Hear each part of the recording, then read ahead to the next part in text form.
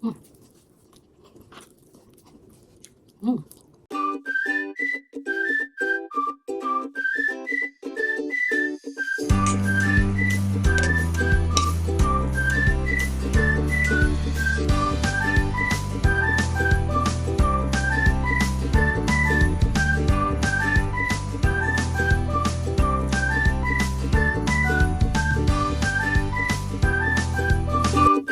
Hi everyone! Welcome to another vlog. And today po ay kakain po tayo ng Indian food. So, before I start eating, thank you Lord for the food. Thank you Lord for all the wonderful blessings. In Jesus' name, Amen. So, tara, kain po tayo! By the way po, meron po ako ditong samosa. Malinis na po yung mga kamay ko ha. Malinis na yung mga kamay ko. At ako lang naman ang kakain. So, meron po tayo ditong samosa. Meron din po tayong, padir. Palak paneer, something like that. I'm not sure with the name. Correct me if I'm wrong. Meron din po tayo yung kanilang bread na ganyan lang. Walang libadura. Pero masarap po siyang isaw-saw dito. Yan. So, ang tawag dito ay butter naan or naan because N-A-A-N ang kanyang spelling. So, gutom na po ako. Samahan niyo po akong kumain. Meron din po pala tayong chicken biryani. Ayan. And then, may mga sauce siya. Ito, I think, para sa samosa. And ito naman, yogurt para dito sa biryani. So, nagugas na po ako ng kamay. And let's eat. So, ano mga unahan ko? Biryani muna. Kasi talaga, rice ang gusto ko. Tikman natin.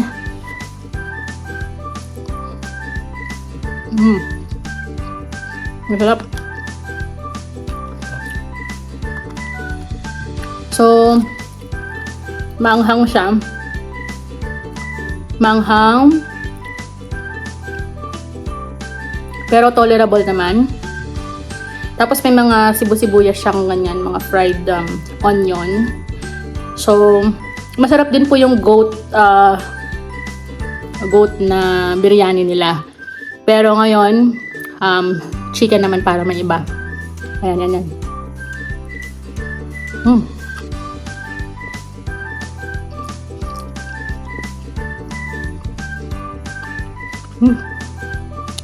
Hindi natin ng yogurt.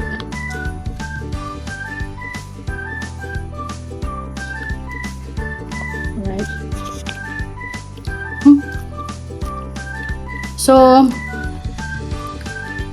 dati po, ang pangalan po ng aking YouTube channel ay Gayam sa Canada.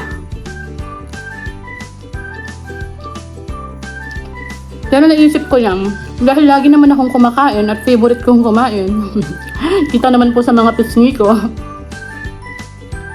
Why not vlog mo the food that I eat na lang?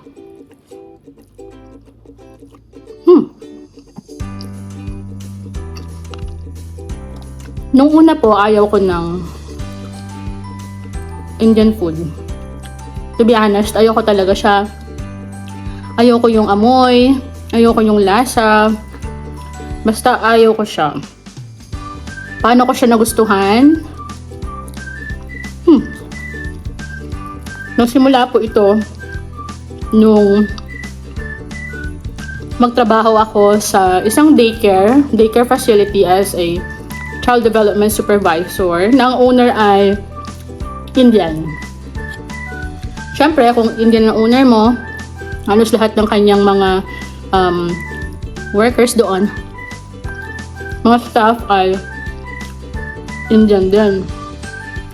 Nung time na yun, ako pa lang ang Pinoy na kasama nila. And then, kapag may mga activities, may mga gatherings, occasion, siyempre puro Indian food yun nandun. Yung una, sabi ko ayoko yung amoy, ayoko yung lasa. Pero tinitingnan ko kasi mga co-workers ko ay ang sarap ng mga kain. Ang sarap ng kain nila.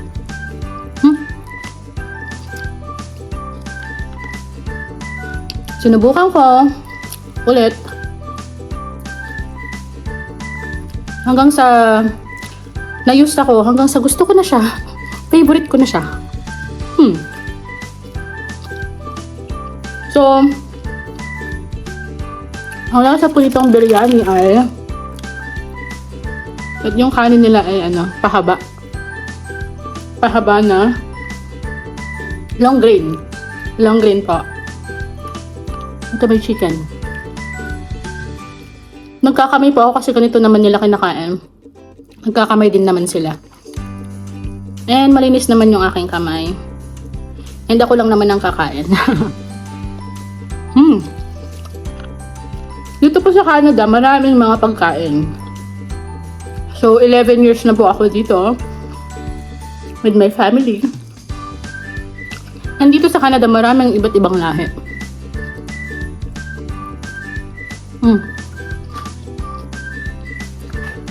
Maraming iba't ibang lahi. Siyempre, dinadala nila dito yung food nila. So, may mga iba't ibang restaurants din.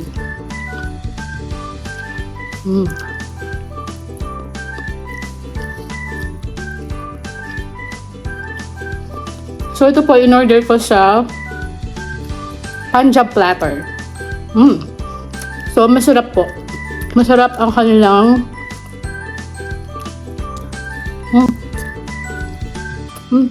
masarap ang kanilang biryani. Chicken biryani. Natikman ko na yung goat biryani nila. And masarap. So, ganito po parang nagmumukbang, no? Parang nagsasalita habang puno yung bibig. Parang walang etiquette. Pero masarap kumain. Ayan. So, lagyan ko pa ng konting yogurt. Pampasarap po tong yogurt niya. At alam niyo po ba na sa family namin, ang asawa ko, mga kapatid ko, mga pamangkin kong babae, ang anak kong lalaki, except Kikay, yung mga kids, bayaw ko, naku, gustong-gusto na rin po nila ng Indian food. And, nagluluto din po ng biryani yung asawa ko. Masarap din. Hindi pa ba obvious na ako ay kain ng kain, nakikita yung aking double chin.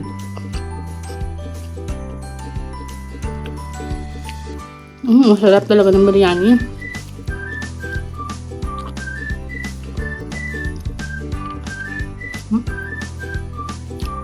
So, i-try ko naman ito.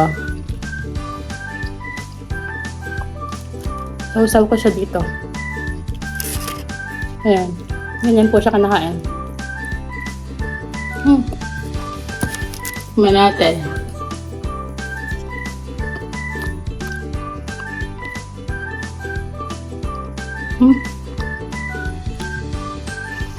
Mukha siyang laing.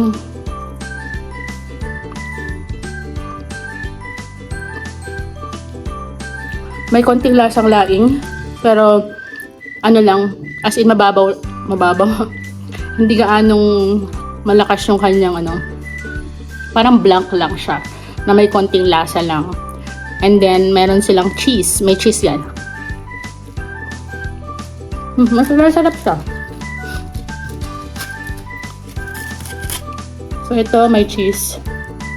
Ayan, yung puting mga nakikita nyo yan. This one. Cheese nila yan. Cheese.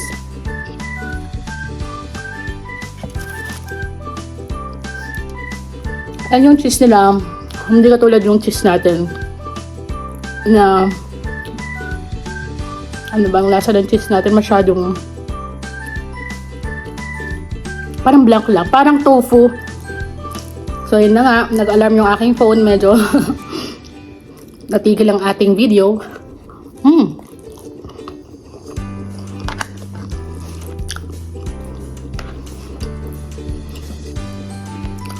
Kung kayo po ay nasa Edmonton, try nyo po ang Punjab platter. Masarap.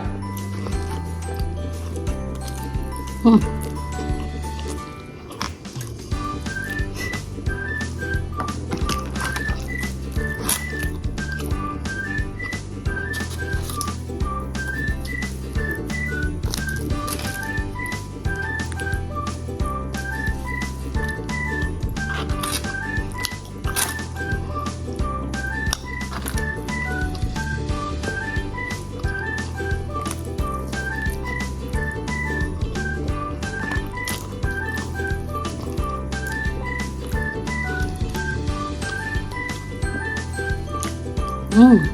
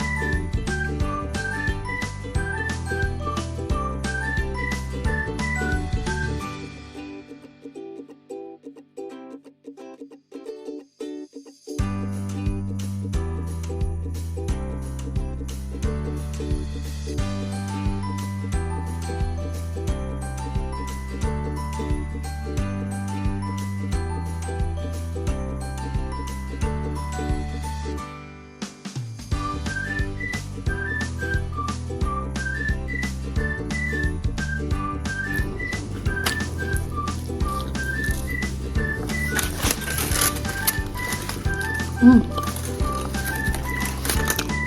Ano pa yung cheese nila? Mm.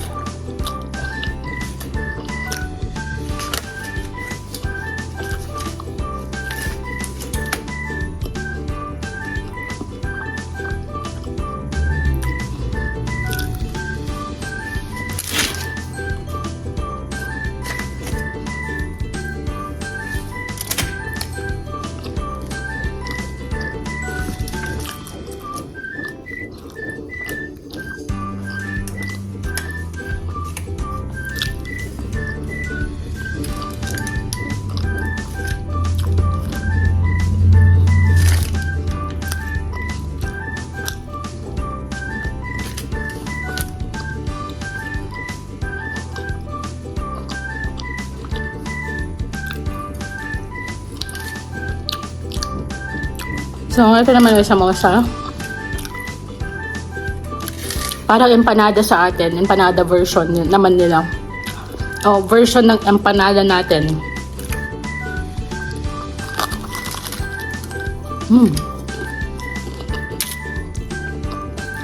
So, sa loob, meron siyang potato, green peas, sili. Manghang kasi. Kasi ito yung kanyang sauce. Manghang to. Pero masarap. Yung sauce ni masala. Okay.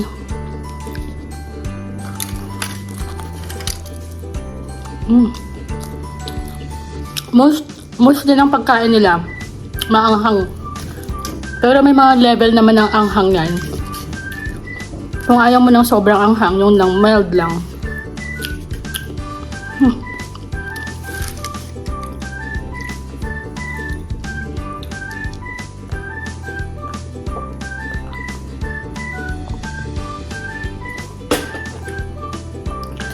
Masarap kumain.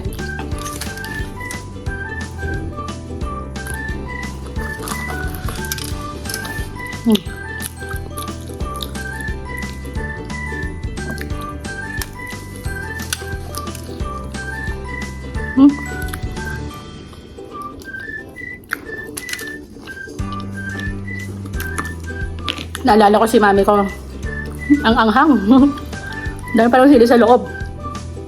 Naalala ko si mami ko na nung bumili kami ng Indian food. Agreklamo siya sa amoy.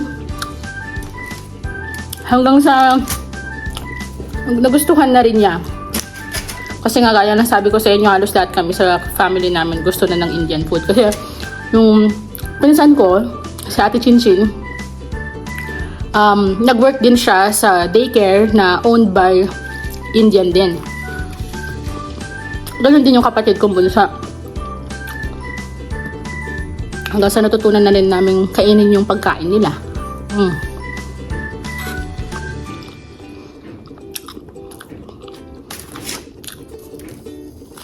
Kung nasa Edmonton po kayo, Punjab platter, masarap. Thank you po mga kapwa ko foodies, mga mahilig kumain dyan, na kagaya ko, for watching. Kung hindi ka pa po nakapag-subscribe, please hit the subscribe button and hit the notification bell. Nako, halatang hindi pa sanay mag-YouTube. Hit the notification bell para po ma-notify kayo every time na tayo ay kakain na naman. So, bye everyone! Enjoy life! Enjoy eating!